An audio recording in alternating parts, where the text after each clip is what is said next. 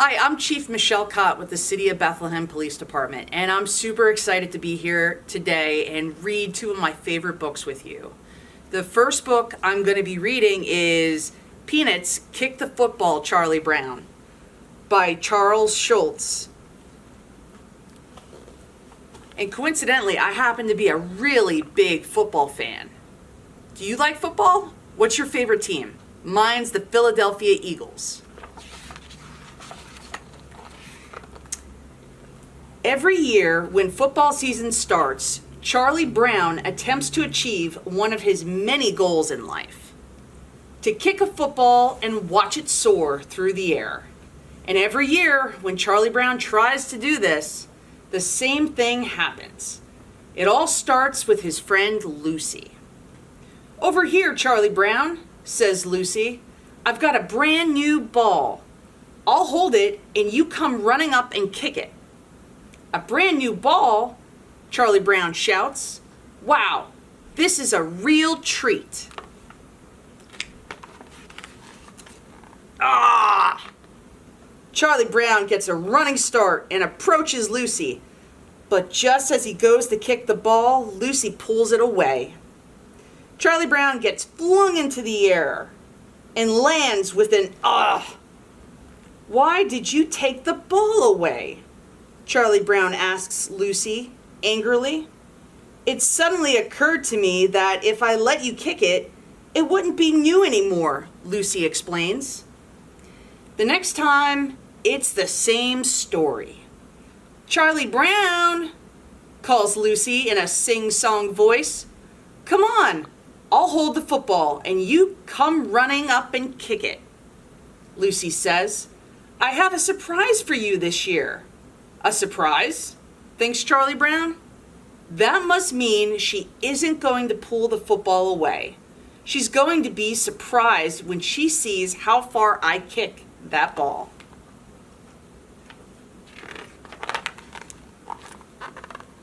Just like last year, Charlie Brown runs quickly at the football that Lucy's holding. Just like last year, the second he goes to kick it, Lucy pulls it away.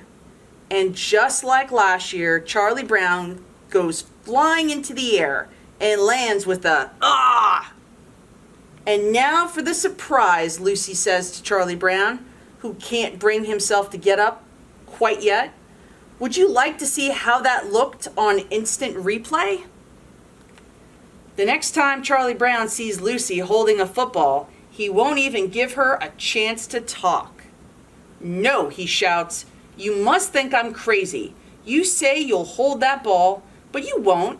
You'll pull it away, and I'll fall again." "Why, Charlie Brown, I wouldn't think of such a thing," insists Lucy, smiling calmly. "I'm a changed person. Isn't this a face you can trust?" "I don't know. Do you think you should trust her?" "All right," Charlie Brown agrees begrudgingly. "You hold the ball, and I'll come running up and kick it." This time, Charlie Brown is only a little surprised when Lucy pulls away the football and he lands on his back. "I admire you," Lucy tells him. "You have such faith in human nature." So Charlie Brown avoids Lucy, but she knows just where to find him.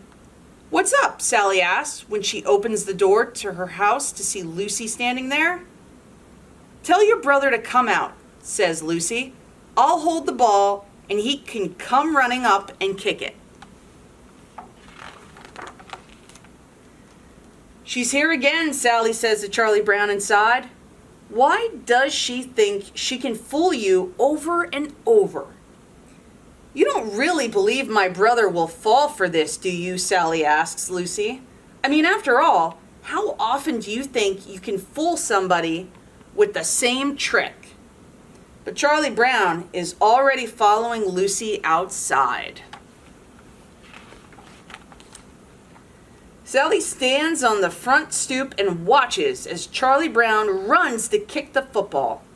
Lucy pulls it away, and Charlie Brown goes flying and lands on his back with an "ah." "Pretty often, I guess," Sally remarks as Charlie Brown goes back into the house, his head spinning. But Charlie Brown is not a quitter, and he is not going to give up. I'm going to kick that football all the way to the North Pole, he declares. His friends are very supportive. They believe in Charlie Brown too. And besides, they all know how much Lucy loves her tricks, and they would love to see Charlie Brown get the better of her. Linus offers to lend Charlie Brown his blanket as a good luck charm. Sally gives Charlie Brown a big, encouraging hug. "Isn't this part of football anyway?" she asks, squeezing him tight. "We're practicing right now, big brother." "That's tackling, not hugging," says Charlie Brown, gasping for air. For help training, Charlie Brown turns to his most trusted friend and advisor, Snoopy. Snoopy puts him to work, making him run laps to strengthen his legs and practice drills over and over again. He's a great coach. After all, Snoopy's had a lot of experience with his own team. Charlie Brown even has a dream that night that he kicks the football. And not only does he kick it, but it soars higher into the air than any football in the world. Charlie Brown knows he can do this. The next day, Charlie Brown is ready to face Lucy, and she's ready for him. She sets herself up on the grass. "So I'll hold the ball, Charlie Brown, and you come running," she begins. "Lucy," Rerun interrupts, "Mom says to come in for lunch." Lucy ignores her little brother and turns back to Charlie Brown. "You come running up and kick it." "She says right now," shouts Rerun. "Oh, good grief," says Lucy. "That's all right. We'll do it some other time," says Charlie Brown. He's getting a little nervous anyway. "No, Rerun can take my place," says Lucy, handing him the football. She goes inside. "Me?" says Rerun. He kneels on the grass and holds the football steady. "This time I'll do it," thinks Charlie Brown. Rerun would never pull the ball away. "Here we go," he shouts, gearing up to run at the ball. A few minutes later, Rerun carries the football inside to where Lucy is eating her lunch. "What happened?" she asks. "Did you pull the ball away? Did he kick it?" Rerun smiles mysteriously. "You'll never know." Ah! That was a great story. Our next story is Margaret and H.A. Ray's Curious George Makes Pancakes.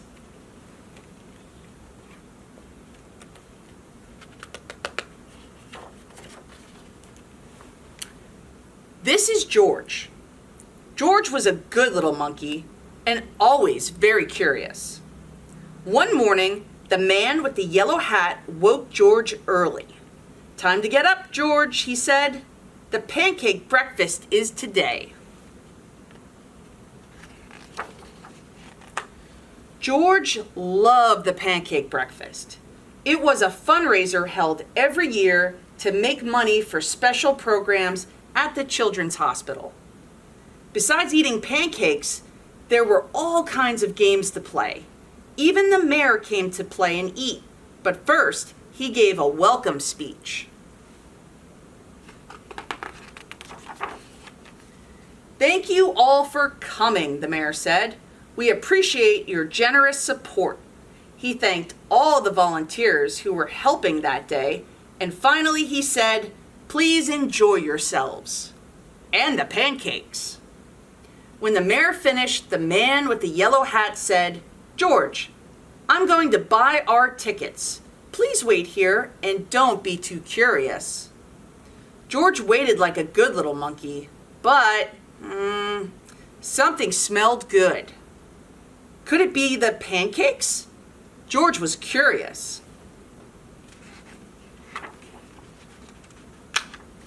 He followed the delicious smell and found a whole griddle full of pancakes.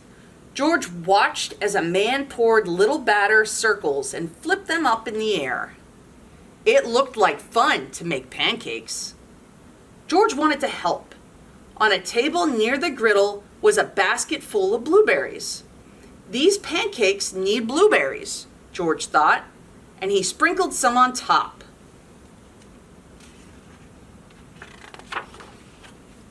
Meanwhile, the man at the griddle was so busy, he didn't notice the little monkey helping him. But the line grew and grew. George's pancakes were a hit.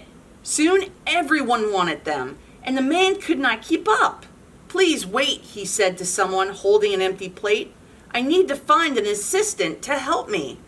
And just like that, he was gone. George looked at the people waiting in line and then at the empty griddle. Why, he could make pancakes. He could be the assistant. George poured the batter into nice round circles. Next, he added blueberries. He waited just a minute to let the pancakes cook. Then he flipped them over. And last, he added syrup.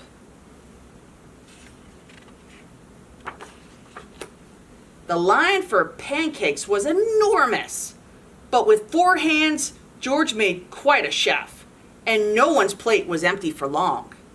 "I've been coming to this breakfast for years," a man said, "but I've never seen pancakes made like this before." "I've never eaten this many pancakes before," said a girl. "I didn't even like pancakes before," said another girl, and they all lined up for more. When the man returned with his new assistant, he was shocked to see a monkey making pancakes. "This is no place for a monkey," he yelled, and he began to chase George. George hadn't meant to cause trouble. He'd only wanted to help. Now he only wanted to get away. Quickly, George found a place to hide, and the man and his assistant ran right by. But where did George go? Can you see where George is hiding? When it was safe to come out, George jumped down. He was covered in syrup like a pancake, and he was sticking to everything. George was curious. Could these napkins help him get clean? Uh-oh. It looks like the napkins are sticking to George. No, the napkins only made it worse. What George needed was some water to wash with. Why, here was the perfect thing. George climbed up. This would do the trick for a sticky monkey. George sat on the bench and splashed himself with water. But all of a sudden, splash! George was in the water. What a surprise! George climbed up again and splashed back down. He'd never been in a dunk tank before, and he'd never had so much fun getting clean. Soon, everyone was having fun, and the line at the dunk tank grew even longer than the line for pancakes. Later, the mayor came by. "I've heard all about your delicious pancakes," he said. "You've made our fundraiser a big success, and I have a special favor to ask you."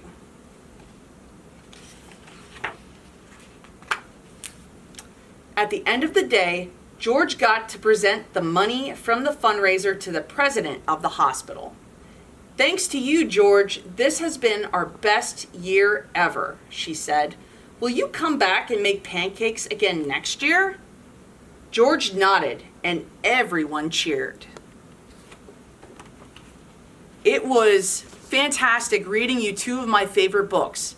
Now, here to read 2 of his favorite books is Chief Warren Achey from the Bethlehem Fire Department. Good afternoon, boys and girls. I'm Chief Achey from the City of Bethlehem Fire Department. I've been a firefighter for about 30 years. It's a really neat job where you're out in the public every day. You're doing exciting things. So today I'll be reading a story, a book, Clack Moo, Cows That Type. It was my children's favorite story, and I really enjoyed reading it to them when they were younger. Farmer Brown has a problem. His cows like to type. All day long he hears, click, clack, moo, click, clack, moo, clickety, clack, moo. At first he couldn't believe his ears. Cows that type. Impossible. Click, clack, moo, click, clack, moo, clickety, clack, moo. Then he couldn't believe his eyes. Dear Farmer Brown, the barn is very cold at night. We like some electric blankets. Sincerely, the cows. It was bad enough the cows had found the old typewriter in the barn. Now they wanted electric blankets. No way, said Farmer Brown. No electric blankets. So the cows went on strike. They left a note on the barn door. Sorry, we're closed. No milk today. No milk today, cried Farmer Brown. In the background, he heard the cows busy at work. Click, clack, moo, click, clack, moo, click, clack, moo. The next day, he got another note. Dear Farmer Brown, the hens are cold too. They'd like electric blankets. Sincerely, the cows. The cows were growing impatient with the farmer. They left a new note on the barn door. Closed. No milk, no eggs. No eggs, cried Farmer Brown. In the background, he heard them. Click, clack, moo, click, clack, moo, clickety, clack, moo. Cows that type, hens on strike. Whoever heard of such a thing? How can I run a farm with no milk and no eggs? Farmer Brown was furious. Farmer Brown got out his own typewriter. Dear cows and hens, there will be no electric blankets. You are cows and hens. I demand milk and eggs. Sincerely, Farmer Brown. Duck was a neutral party, so he brought the ultimatum to the cows. The cows held an emergency meeting. All the animals gathered around the barn to snoop, but none of them could understand moo. All night long, Farmer Brown waited for an answer. Duck knocked on the door early the next morning. He handed Farmer Brown a note. Dear Farmer Brown, we'll exchange our typewriter for electric blankets.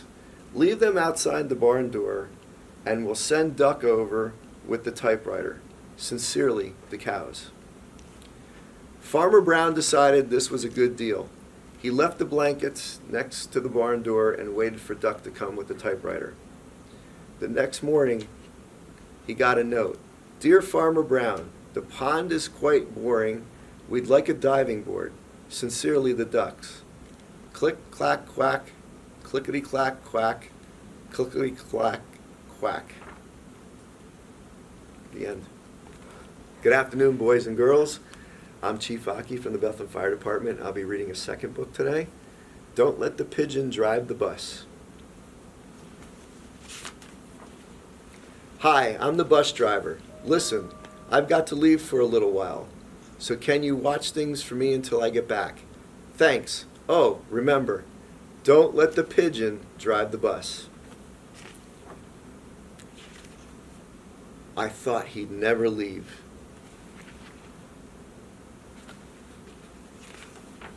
Hey, can I drive the bus? Please? I'll be careful. I'll tell you what, I'll just steer. My cousin Herb drives the bus almost every day. True story. Vroom, vroom, vroomy, vroom, vroom. Pigeon at the wheel.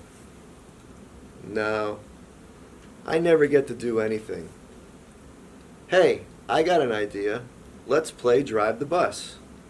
I'll go first. Come on, just once around the block. I'll be your best friend. How about I give you $5? No fair. I bet your mom would let me. What's the big deal? It's just a bus.